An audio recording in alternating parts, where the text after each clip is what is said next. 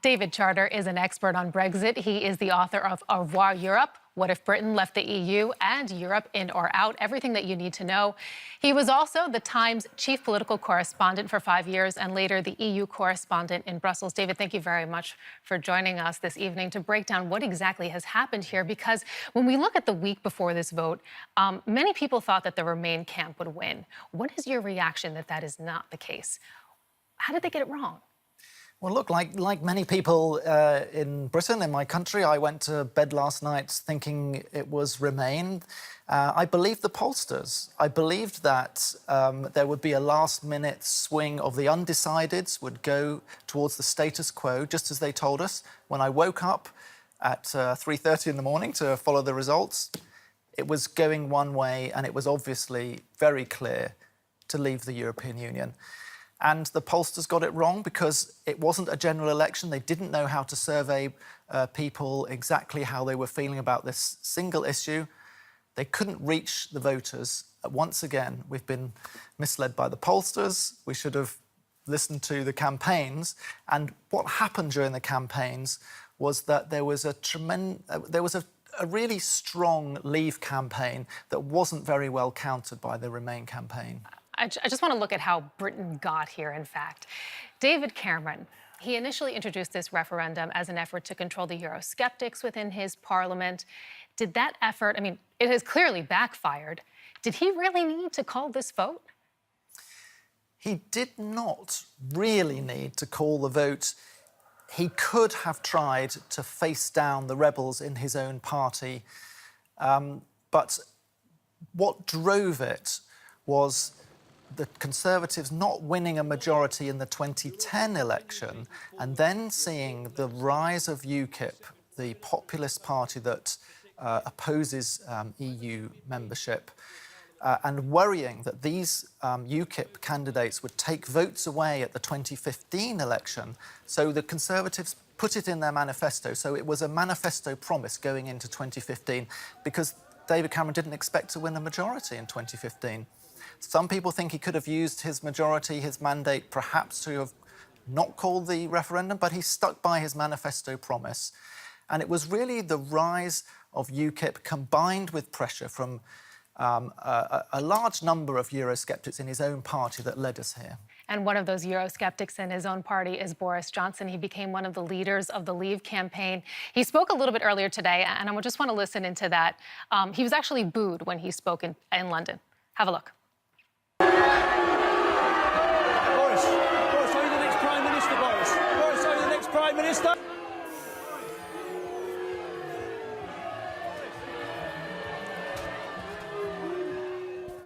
Former mayor of London there getting booed by the people who used to be his own constituency. We have to say, however, we have to couch it in the fact that there's a lot of support for the Remain camp in London, some of the strongest support there. Boris Johnson, one of the other things that he said today, he said this following quote: "The UK will still be part of Europe." That's confounding a lot of people because they just voted to leave. Do you think, can Britain still be part of Europe and not be part of the EU?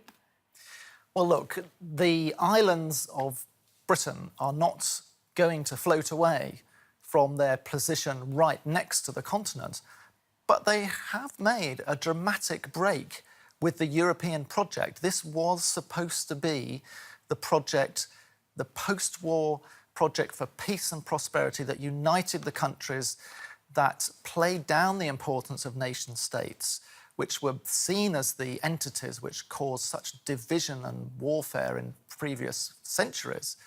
And this dramatic break means that not only has Britain left, but there could be a snowball effect, a domino effect, giving other populist parties in the continent the opportunity to try and win their own referendums, and maybe other countries could vote to leave. I think if in a number of countries in the EU, if it was put to a vote, they would vote to leave. A lot of EU leaders extremely concerned about that fact. In fact, we want to get first, however, a check of how the EU has been reacting to this result, because a summit has been called for Wednesday.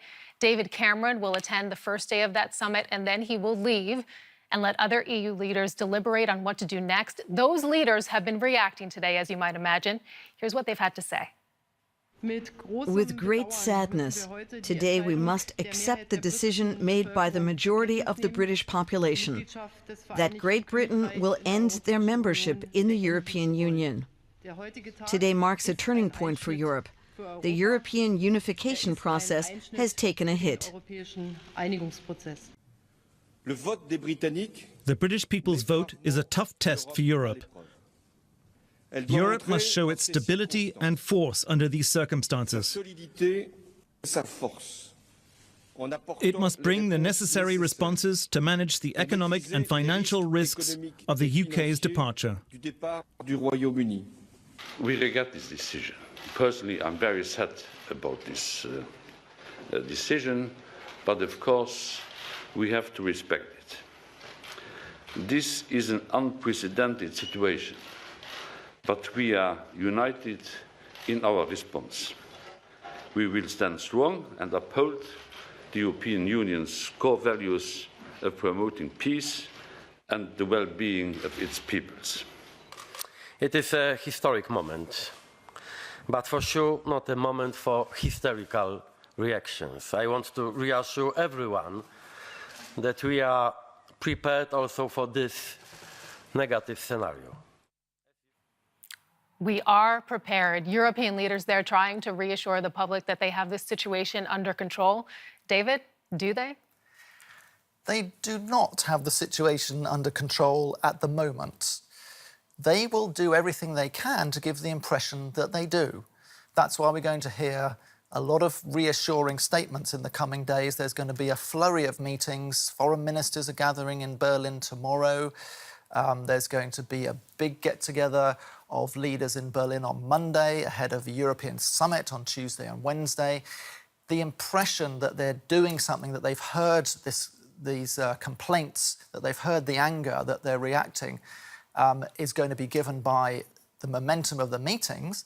But what will concretely come out of them? The European Union has really failed to address the massive unemployment that we've seen, for example, in the Eurozone. And it's really caused a lot of disillusion. There's a definite need for reform, and I want to touch on that in just a moment. But first, just take us through the steps, because there is a procedure for this, a state to exit. What comes next? Well, first of all, the British must decide what is the new relationship that they want with the European Union. They can't really start the talks. Do they have the right to decide that? Yes. They can't really start the talks without telling the European Union, we want to be like Norway, we want to stay in a close relationship inside the single market, and we'll accept the free movement of people, by the way. That's the only way you can have that. Or we want to be like Switzerland and try and make some treaties to allow free trade and also perhaps accept the most of the free movement policy. Or, and I think this is the most likely case because immigration played such a big part in the vote to leave the European Union, Britain becomes like a third country, like Canada or South Korea, negotiating a free trade deal with the European Union from that perspective and leaving the single market, leaving the creation of Margaret Thatcher almost, and no longer setting the rules of trade in Europe. But haven't they already done that? Haven't they already had that side negotiation? They already have a special status, or at least that's to come. That's what David Cameron negotiated a couple of months ago. Now the people have spoken. Must Britain activate Article 50? Just tell us what Article 50 is, and do they have to go to that? Right, you mentioned Article 50. This is the mechanism under the European treaties by which you officially leave the European Union, and it allows 2 years for talks on how to leave. That's how to untangle the relationship. But what it doesn't do is allow perhaps enough time to formulate the complicated new trading rules that Britain will need to have with the European Union and vice versa. So that is why the British government wants to delay announcing Article 50. It wants to perhaps have some pre-talks to feel their way with the European Council, which will have to lead the talks on behalf of all the other member states, to try and get some idea of this deal before setting the clock ticking. Because once they announce that they are triggering Article 50 that we talk about, That means it's 2 years to have those talks, and it's unlikely they will be continued. They can be continued by a unanimous vote of members, but we know that the French and others don't want to do that. 2 years and then you're out. If 2 years isn't a realistic timeline, what is a realistic timeline? Well, Donald Tusk, the chairman of the European Council, said during the campaign that 2 years would be enough to negotiate the leaving treaty. So that's, what happens to Europeans living in Britain, what happens to British people living on the continent. But not the trade treaty that we will also need to keep up the free trade that we enjoy at the moment, or to try and get as close to it as we can, because we're probably not going to get everything.